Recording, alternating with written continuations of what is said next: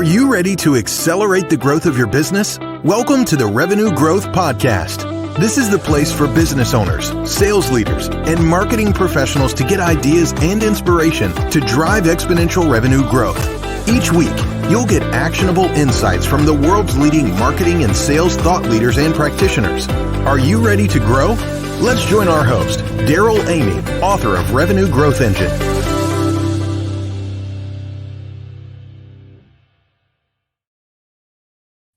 Welcome back to the Revenue Growth Podcast. I'm your host, Daryl Amy, trailblazer and growth architect. I'm glad you're here today. We have a fantastic conversation queued up about leadership and revenue growth.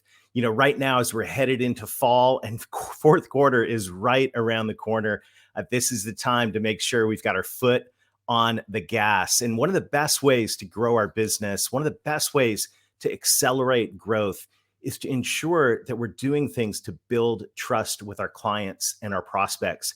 And that's why I'm super excited to announce the 2021 Trust Building Challenge. It's sponsored by Selling from the Heart. And many of you know me from the Selling from the Heart podcast. We are so excited in partnership with Bomb, the Outbound Conference. We'll be bringing you 5 days of inspiration, ideas, motivation, bottom line, challenging you to grow trust with your prospects and clients. It's going to be absolutely fantastic. And I want to invite you to be a part of it. Check it out. Thanks to our friends at Bomb, the Outbound Conference, and other sponsors. You can come to the Trust Challenge for free. So if you're in sales, if you're in marketing, if you're growing your company, you're absolutely going to love the 2021 Trust Building Challenge. As I said, we have a fantastic conversation queued up today about leadership and revenue growth. And as we start, I want to give a shout out and a huge thank you to our sponsor, Convergo. If you want to grow your business faster, you need a revenue growth plan. And Convergo is a team of sales and marketing coaches that help entrepreneurial companies create and execute sales and marketing plans to grow faster. If you'd like to learn more, just go to convergo.co. That's convergo.co. Well, I want to introduce our guest. We have a fantastic episode lined up today, and I want to welcome Jeremie Kubicek. He is an outlier in the leadership world. He's an entrepreneur, a thought leader, an author of several books, including Making Your Leadership Come Alive. Jeremie, it's great to have you here on the Revenue Growth Podcast today. Fired up, Daryl. Love the energy, love the topics. Can't wait to get into it. Well, this is a really critical topic because when we think about revenue growth, a lot of times, of course, we think about sales and all of the different sales strategies and tactics, and which is fantastic. Marketing, we like to think about marketing strategies and tactics and technologies and all of that. But behind all of this is people, and above people and all around it is leadership. And the reality, I think, Jeremie, you can have all the tactics in the world, but if you don't have great leadership, you're going to struggle to grow your business. 100%. The reality is that most leaders have to think about people, and they have two ways they can think about them. Number one, you can think of them as an asset, or you can think of them as a liability. If you think of them as a liability, you will treat them like a liability. And when you treat them like a liability, you'll grumble and complain to other buddies of yours. And you say things like, you know, can't find good people these days, can you? God, such a hard time. No sales leader has ever said that, Jeremie. Nobody has ever said that. You can't find good salespeople. But it's a mindset. People are an asset. If you think of them as an asset, you'll train them as an asset. And if you train them as an asset, then you'll create a culture of assets that will probably produce assets, right? So it's the whole idea of first has to start in your own mind. And we use a metaphor at Giant.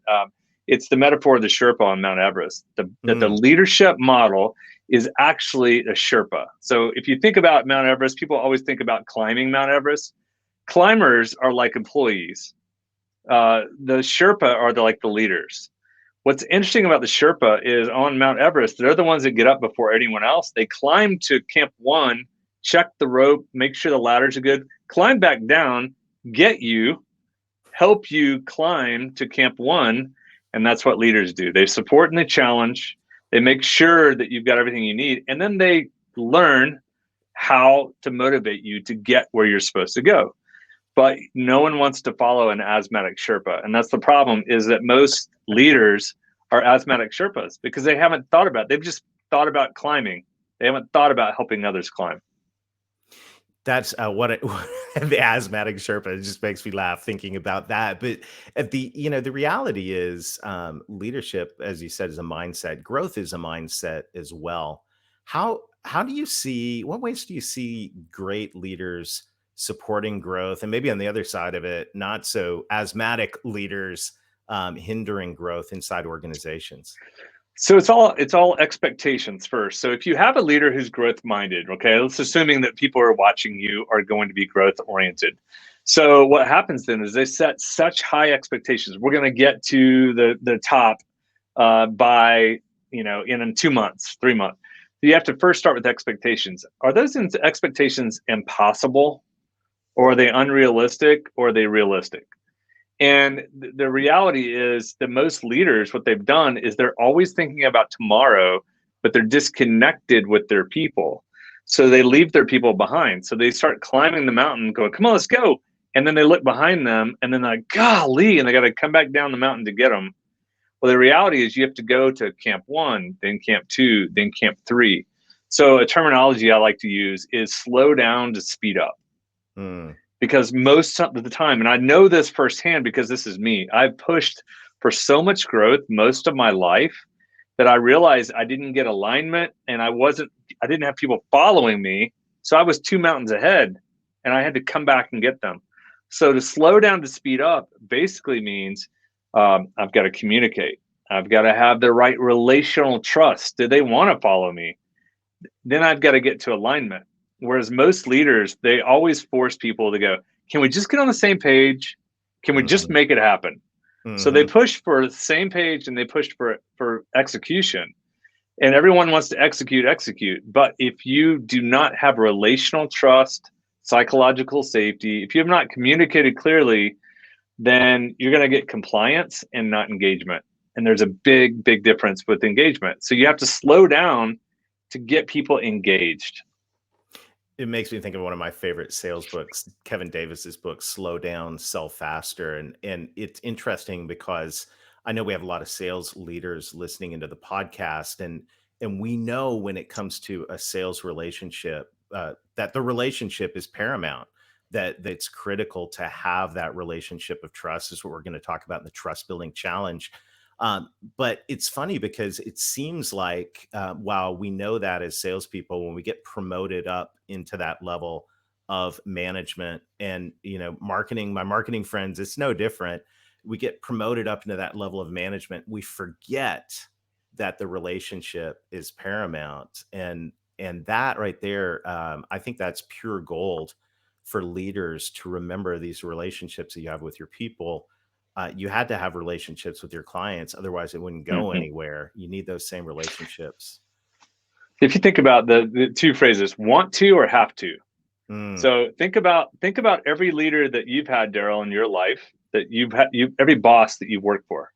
And if you just listed their name and then next to listed wanted to work for them, want to, or had to. So if you wanted to, how many bosses did you have that you wanted to work for versus had to work for? And then what was your attitude like? What was your success like in that career or that job, what have you? So now anyone listening, think about all of your employees and anyone that you're leading. If you're a manager of sales, professional sales leaders, or if you're leading anyone, make a list of all of those employees and then literally go, do they want to follow you or do they have to follow you right now? What would they say? And that's the idea of engagement. Like you have to learn how to calibrate high support and high challenge, because if they sense that you're for yourself, they will not give you their best. If they sense that you're against them, then they'll put up a wall of self-preservation. So to get them on board and turn them into an asset means that you have to get into the world of trust, which is what you've been talking about, which means they have to know that you're fighting for their highest possible good. That you want the highest for them and you want the highest for the organization. And ultimately, you're a Sherpa with this group of guides trying to get them up the mountain, and they trust you. which means you have to have the right people in the very beginning. It's really hard if you don't have the right people. And there are a lot of times when you're like, yeah, we've got people who are not going to make it at this altitude, and you have to send them back, right? They're not on the team. I'm assuming here in this conversation, you've got the right people, or can at least got people who have the potential to get to the next level. But it really depends on you as a leader. Yeah, it's interesting as I'm listening to you, I'm realizing, and this is a little out of character for the Revenue Growth podcast, but the reality is so much of growth and being a leader that is developing and leading a culture of growth requires a lot of inner work. We think about strategies and execution and all of that. It's all good, but there's a time, it sounds like, where it's critical for growth minded leaders to step back and really ask some gut level questions of themselves. Yeah, one would be eliminating hypocrisy. So here's what happens. Leaders have a tendency to go, this is where we're going, let's go. I need you to ... And then the climbers, the employees are like, you're not doing it. You're telling us to do something you're not doing? Yeah, great. You didn't read the book. You want us to read it? You're not doing that. You want us to do it? So what happens then is lead thyself, right? Know yourself to lead yourself. You have to lead. And if people see that you're self-aware and you're leading yourself, they'll be more open to it themselves, because they're like, you know what? I want to work for him or her, and she or he seems to be doing what he's asking me to do. Okay. Now there's no hypocrisy. So that's stage one. The second part of that is then you have to know the people you're leading. So in my book, The 100X Leader is one of my books. And if you like this concept, The 100X Leader is full of all of this. I talked all about the realities of, leadership is a culture, and you have to be the leader of the culture. So therefore you have to lead yourself, but you have to lead those that are in your culture. So you have to know them. So I interviewed the Sherpa, and I interviewed them on Mount Everest. They have like Wi-Fi, literally. It's really good. And awesome. And I'm talking to the Sherpa, and I'm like, so how do you take, each Sherpa has 5 climbers. And I go, but how do you know how to motivate each one? And what they're basically saying is they have an intuitive nature of recognizing personality. They've gotten really good at it. So they know this person needs, this guy, he likes a stiff yelling. Yell him at him, and that'll motivate him. This person wants a pat on the back. This person just needs a look. This person needs you to come beside them and walk with them. So what happens is that most leaders tend to treat their employees exactly the same way. It's like a football coach who yells at everyone expecting the same results. It doesn't work. So you have to know. So we have another resource called the 5 Voices. It's personality simplified, where everyone can play. Well, you have to know your employees. You have to know what motivates them, what's their incentive, what stress behavior looks like. And if you know and understand that, you'll be a people whisperer. And that is, it's above and beyond what most people do. But if you want to be really, really good, then you have to lead yourself, and then you have to know the people that you're leading. Oh, that's powerful. I'm getting so many ideas, and I know everyone listening in right now is writing stuff down, because this is extremely powerful to recognize the leadership components of driving growth in an organization. Jeremie, I'm curious if I'm a leader and I've climbed up the mountain, and what's that old leadership quote, right? You need to turn around and see who's following you. You're not leading if no one's following you. You're just taking a walk. I brutalized that quote, by the way. But if I'm one of those leaders and I'm, I turn around and I look down the mountain, and, everyone's still back at base camp. And I've realized that I've got an issue here in terms of where I'm trying to go, and my people are way far behind me. Coach us on, like, what would you do? What would you advise for someone like that to do to fix that problem? Staying in the metaphor here, you got to realize if you climb Mount Everest, if we actually went there, it takes 3 months to climb it. You get there in March and you don't climb it until May. You actually climb and then go back down, and you climb up and you go back down. You're acclimating and you're practicing and you're making sure you're good. And then there's a go point. If you turn around and look that there's no one behind you, it's okay. Start over. Go all the way back to base camp. Okay, guys, everyone, look, let's start over. Let me Yeah. tell you, here's where I'm wanting to go. Mm-hmm. And then you start building bridges. So what's happening? What do you not understand? Where do we need to get to? And you start all the way back over 101. You start going, okay, guys, we're going to go from here to here. Don't point to the summit, point to camp 1.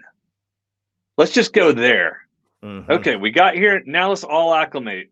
Now the next thing we want to do, so like in our teams, I've got a number of companies that I'm own and a part of, but we have implemented sprint systems, but we do 1 week sprints and we do daily stand-ups. But we do 1 week sprints. Guys, by Friday, we want to be here. And we also, we ask them, is this realistic or unrealistic?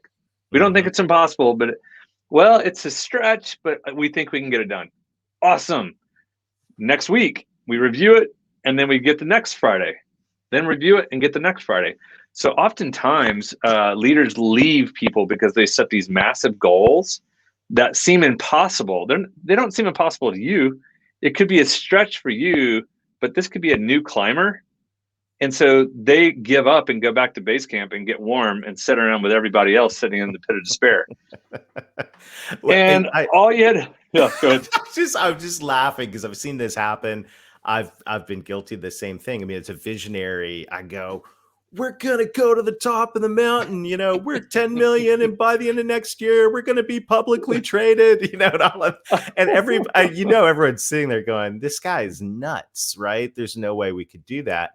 However, I'm just seeing the picture here because we set these revenue goals, but let's chunk that out, right? Let's chunk that into base camps that we can actually get to and see some success. Because you do a couple of years of setting an outrageous goal, no one buys into it, and you don't hit it. You do that a couple cycles, and no one believes in you at all. So I had to pause there because I think this is really paramount for sales leaders and business leaders to take these 3-year goals, 5-year goals, big, hairy visions, and chunk them into accessible, doable ones. Yeah, I'm going to drop this on you guys. So everyone listened, here's a crazy thought. 73% of the population are present oriented.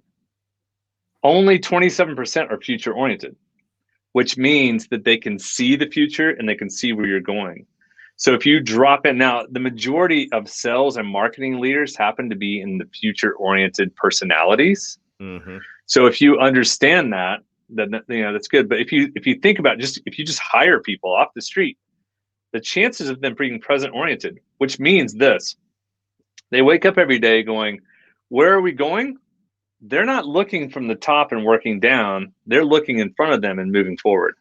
Mm-hmm. So if you stand there with them and go, "We're going all the way to the top," they get lost very, very quickly. Yeah. And they can go back with everyone else. So to your point, chunk those out. We're going right there to camp 1. Do you see it? So we need you to do this, this, and this, and then that'll get us to the clearing, and we'll be right at camp 1. Awesome. There's only a few people who are going, "We're going to the summit. We'll be at 10 million," like you mentioned. So you have to understand those dynamics and speak the language of the people in front of you. It's because a lot of people, we call them guardians and nurturers. The nurturers are 43%, the guardians are 30%. And that 73%, you have to speak their language of baby steps. Here's why we're doing it. Here's how people are going to get taken care of. Here's where we're going. Here's the resources that you need. We're giving them the details and the things they need to be able to cross. The frustration is most future-oriented voices go, "Are you serious? We're so intuitive. We'll figure it out as we go." But that's just not the way that the majority of the world works. Oh, that's so rich. So what else would you say to that leader that's looking back down the hill? They're doing the reset and nobody's been following, and they want to start over again and get some motion. There's a phrase we like to use at Giant. It's called basically calling people up, not out. And the reality is that if you've been in the leadership position and gotten frustrated, you probably called people out a lot. So therefore, you eliminate trust, and their self-preservation goes up, and they may view you as a dominator, someone who uses fear and manipulation to get people up the mountain. And they know your tricks, and so they kind of work around you, and they kind of like handle your frustration. And then when you leave, then they kind of get back to normal. Well, the reality is, if you call people up, it's like, "Hey, Daryl, come on, man. Hey, dude, I know this is in you. I've seen you. I know we can do this. In fact, this is where I want to go. I want to go there right with you, and I want to support you and help you. I know it's in you. Come on, man, let's do this. So there's motivational calling them up, but you're never calling them out like, all right, Daryl, dadgummit. You know what, Daryl? If you don't want the job, there's 5 other people who are waiting for your job. You're my first sales manager right there. I was just having flashbacks. But I think this mindset is so powerful. And, I want to shift the conversation in the time we have remaining to vision, and creating this culture of growth. I know a lot of leaders that are frustrated that their teams just don't seem to be, you said at the beginning, they're not motivated, you can't find all of that. If you're feeling that frustration about the growth mindset or lack thereof of your team or your company, how do you begin to turn a culture towards growth? So shifting metaphors, metaphor, think of the greenhouse, okay? Think of a greenhouse and a gardener. Culture is a greenhouse. The gardener is responsible. So the question, if you get a new plant and a plant's in a greenhouse, does the plant want to grow? Yes or no? I think so. Naturally, a plant wants to grow, right? Mm-hmm. I mean, it naturally grows. So people want to grow, but then you get those damaged plants who've been damaged by the last culture they were in. No one watered them. No one put them in the right sunlight. And it takes a while for them to get healthy again. So here's the responsibility. Your responsibility is to look at your plants and position them to grow. So if you treat all the plants exactly the same, well, a cactus doesn't need much water. A ficus needs a lot of water. So some people need more water. Some people need more sunlight. Some people need a different soil. You just you have to understand it's not all the same. Don't treat every employee the same. Understand incentive. Understand work style. Understand their positioning, what they're trying to accomplish in their life, in the season of life. Well, if they know that you understand those things and you position them for growth, then they want to grow. Then your desire for growth and their want to growth will actually start seeing growth. So it's oftentimes, though, for some people, it's not motivating. Like you said, the summit's not motivating. It's got to be something different. So you become a people whisperer. It's a Sherpa. You understand what's undermining their influence. What support do they need right now? What challenge do they need right now? How do I help them get to the next level? The problem with it is it's so blasted hard. But once you do it right, and then you find someone who's really, really good at being a gardener, you promote them. They're a Sherpa, a gardener, whatever. They basically are working on helping everyone thrive. Then you've got traction. Then you get motivation. Then you start moving in the right direction. So that's an example of just the metaphor. Like, you're a gardener if you're a leader of people, and your responsibility is to water, put them in the right position, them correctly, and if you do it right, their want to grow will actually catch up with your desire for their growth. So yeah, I want to that is a powerful mindset. And one of the things that stood out that I just want to run a highlighter over real quick is when you get in that plant that wasn't taken care of. Right now, there is the massive turnover in the workplace right now. There's a lot of companies in sales and marketing teams onboarding new people in the middle of all of the great resignation or whatever we want to call it. There's a lot of shift in opportunity. You're getting people onto your team right now that came from another organization and they left for a reason, right? They probably wasn't just about the money. There was probably, maybe they weren't getting the sunlight or the water or whatever they needed. And you've got a plant coming into your organization that you think is going to be a superstar because, you read their resume. But the reality is they may need a little bit of TLC. And I think a mindset of understanding that when we bring someone on board, and even just having that as a category to realize that they may need a little bit of support to get back to 100%. And it really does come back to what you said. It's like self-work. What's it like to be on the other side of you? Mm, You know, would you want to work for you? there's a gut check That's right there. That's it. good.